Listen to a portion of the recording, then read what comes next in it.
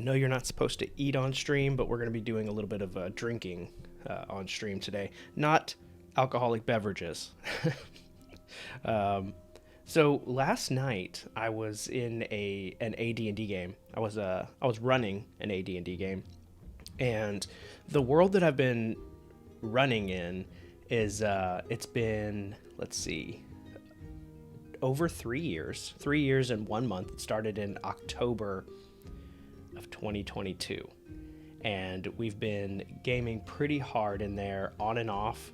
And the last time we got to have an AD&D session was in September, and so we've had a couple of months off, and I've just been missing the game. I have been goofing off with other systems. I've been playing some Shadow Dark with the guys. We've been playing Mothership RPG, a few things, Call of Cthulhu, lots of Call of Cthulhu, but nothing speaks to me the same way that Advanced Dungeons and Dragons does.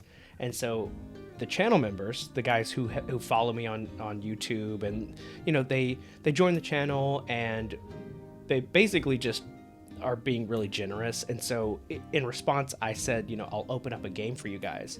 And I recently was like trying to push people into AD&D. Some people picked up the books. They've been reading these for a few weeks, trying to get an idea of what to do. But I told them, I was like, look, let's just pull the trigger. Let's just run a game. I'll show you what I know. I've played this enough, but there's still like a million things to learn. And it has been an absolute blast trying to show these guys this system. They had a blast making the characters, coming up with ideas for how to introduce them into a world that's very well established.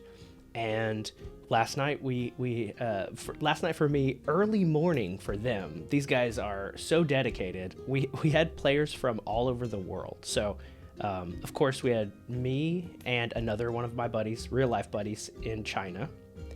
Then we had somebody from America. We had Belgium. Somewhere in Europe, he wanted to keep his location a secret. And then we had some Australian guys. So it is absolutely packed. And so I made up this dungeon and I ran them through last night. It was so much fun. Hello. Hey, good morning. Yeah, it's morning over here. And so I was running them through this dungeon, and they were having so much fun. We had 6 players in total. We were running this dungeon. I just kind of threw it together. I randomly generated some things, and other details I just chose to put in, and they got through just a tiny fraction of the dungeon that I made. The parts that they explored, the things that I just made up, they really hooked into. The parts that were randomly generated, I think they were curious about.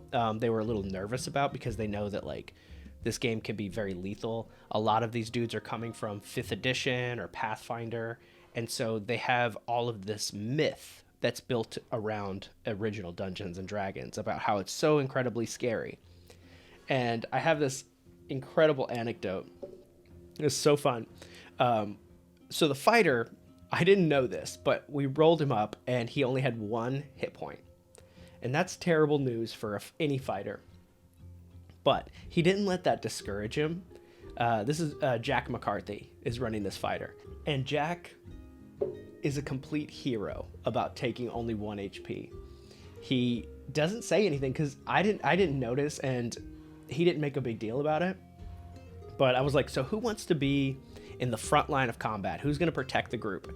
And Jack's like, oh, me. I'm going to do it. and then later in the session, he charges into this group of little blue monsters. And when you do that, when you charge in this version of the game, you sacrifice your any bonuses you have to your AC, basically. So you become... you kind of open yourself up for attack, but you get a bonus to your attack. So you're charging in, you're being a little reckless, but it can pay off for you. And so he does that. And so he lowers his own AC. He has 1 hit point. He jumps into a group of 10 little blue dudes and just starts cleaving them down.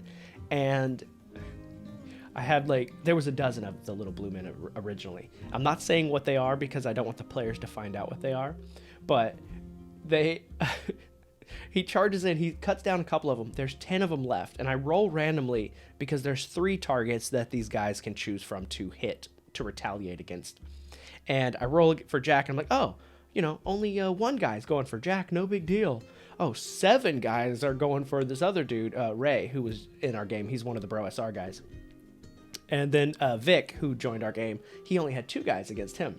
And so I was like, oh, okay, so Jack, you got 1 attack roll. Oh, that's probably a hit. Yeah, you do 2 damage. And he's like, I'm down.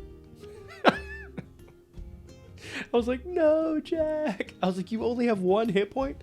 So the moral of the story is don't let your character sheet dictate how you play. Enjoy the game. Have fun with it regardless, because Jack really showed everybody at the table how to have a good time.